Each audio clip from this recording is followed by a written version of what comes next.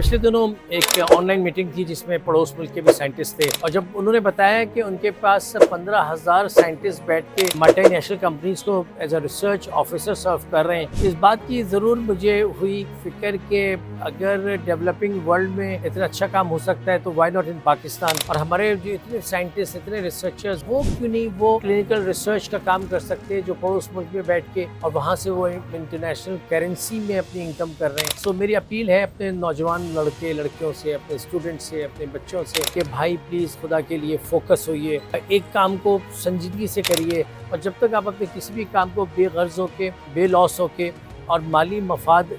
जो करियर के शुरू में है उसमें माली मफाद का आपका फर्स्ट ऑब्जेक्टिव नहीं होना चाहिए। एक्सपीरियंस गेन और अपनी रेपुटेशन बिल्ड करना आपका फर्स्ट एक्सपीरियंस होना चाहिए। कौन सा आपकी रेपुटेशन सीवी अच्छी होगी, आपके रिकॉर्ड पे बहुत कुछ बताने के लिए होगा, तो इंशाल्लाह ताला देखिएगा कि दुनिया आपके आगे पीछे फिरेगी। खुदा के लिए हमें अपने पड़ोसी मुल्क से आगे बढ़ना है, हमें दुनिया के हर मुल्क से आगे बढ़ना है, हमें तरक्की याफ्ता मुल्कों से भी आगे बढ़ना है इंशाल्लाह।